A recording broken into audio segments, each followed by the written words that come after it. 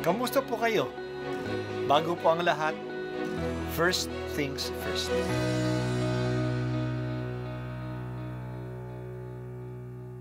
Good morning po.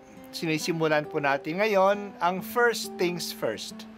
At dito po, tinatalakay natin sa unang bahagi ng umaga natin ay ang first readings na binabasa po sa banal na misa. Ito pong tinatalakay natin kasi madalas po kasi marami na tayong alam tungkol sa gospel readings. Pero konti po ang nagsasalita sa first readings. Pero ang first readings, bahagi din po yan ng Biblia, ng banal na kasulatan. Kaya susubaybayan po natin ang mga first readings, basahin po natin at kuminsan kailangan ng basahin ng 2 o 3 beses bago maintindihan kasi hindi po tayo familiar sa mga istorya at sa mga kaisipan na tinatalakay dito. Ang pagbasa mula sa sulat ng mga Hebreo, yamang ang mga anak na tinutukoy niya ay tao. Naging tao rin si Jesus tulad nila, may laman at dugo. Ginawa niya ito upang sa pamamagitan ng kaniyang kamatayan ay maigupo niya ang diablo na siyang may kapangyarihan sa kamatayan. Pinalaya niya ang lahat ng naging alipin habang panahon dahil sa kanilang takot sa kamatayan. Hindi ang mga anghel ang kaniyang tinutulungan, kundi ang lahi ni Abraham. Kaya't kinailangang matulad siya sa kaniyang mga kapatid sa lahat ng paraan. Sa gayon, siya'y naging isang dakilang saserdote, mahabagin at tapat, naglilingkod sa Diyos at naghahandog ng hain sa ikapagpapatawad ng mga kasalanan ng tao, sapagkat siya may tinukso at nagbata, kaya ngayoy matutulungan niya ang mga tinutukso. Ang salita ng Diyos. Salamat sa Diyos. Ang gustong tulungan ng Diyos ay ang tao, hindi ang mga anghel. Hindi naman kailangan tulungan ng mga anghel kasi mababait na sila. Ang mga demonyo ay nanindigan na hindi maglingkod sa Diyos, kaya hindi na sila matutulungan ng Diyos. Ayaw nilang magpatulong sa Diyos. Ang mga tao, habang sila ay nasa lupa, ay nagbabago pa. Silang kailangan tulungan.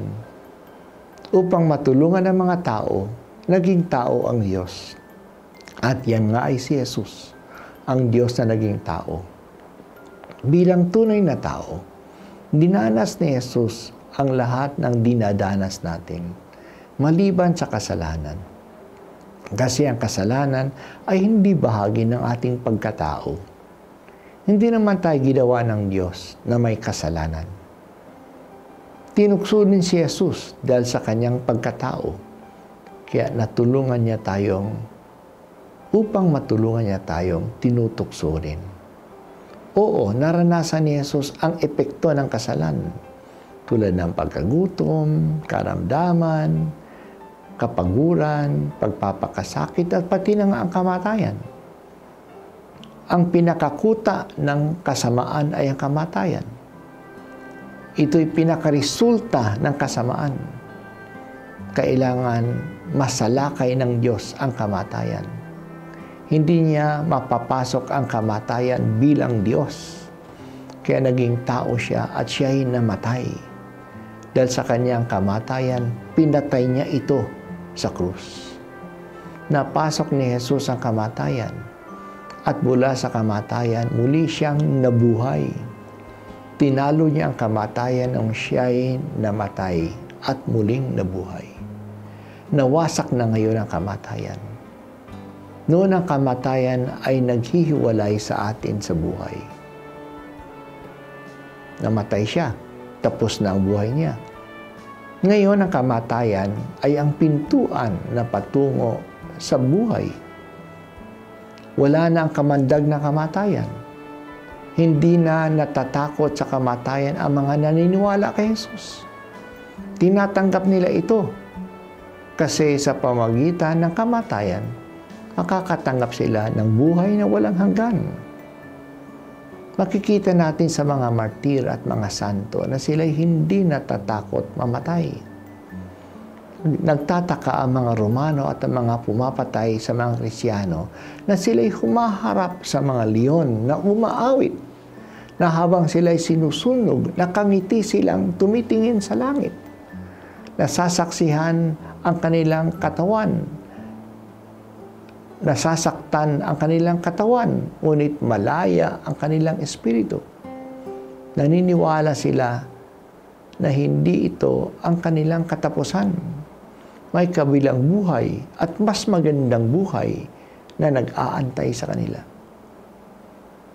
Ano ba ang paningin mo sa kamatayan? Handa ka bang mamatay?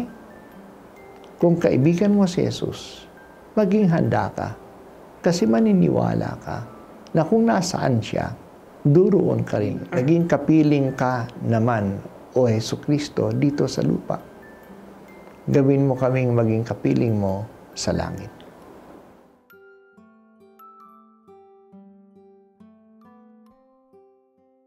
At ako po ay si Bishop Broderick Pabilio dito sa First Things First.